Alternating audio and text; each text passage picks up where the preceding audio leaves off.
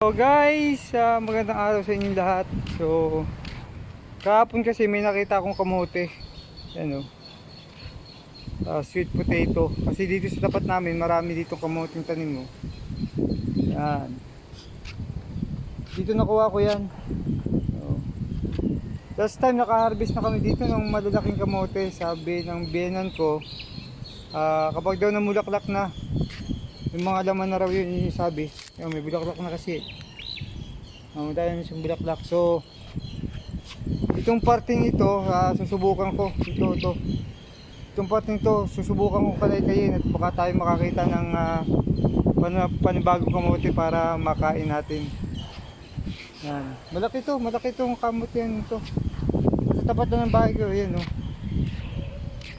Yan, dami yung kamote dito. Ngayon susubukan ko nga kalay-kayin, tanggalin yung kamote at mag-uukay tayo ng kamote kung may makukuha tayo. Ito yung nakuha ko kapon, ng liit lang.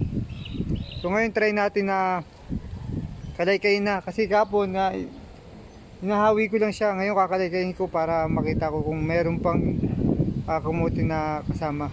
So let's go guys, kalay-kayin na natin.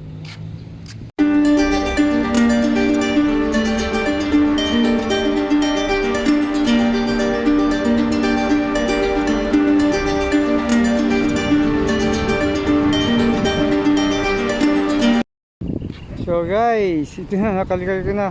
Wala akong makitang kamote. May nakita ako, mabulok na oh. Ito isa oh.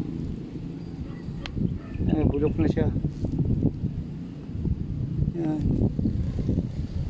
Tsaka ito, ugat oh.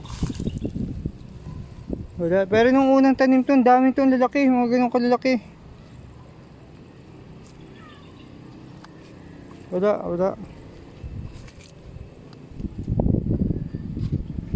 Kaya muna natin. Sinadkal ko na rin dun, wala rin. Dati kasi ang lalaki ng kamote dito. Tagal na yan wala rin. So susunod na ulit mga after 3 months. Baka may may laman na to. Alright. Kamote ito. So nandito ang malunggay.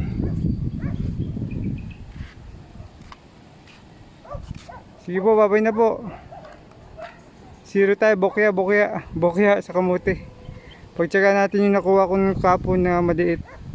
So babay na po, magandang araw po sa inyo lahat. Hindi pa maaraw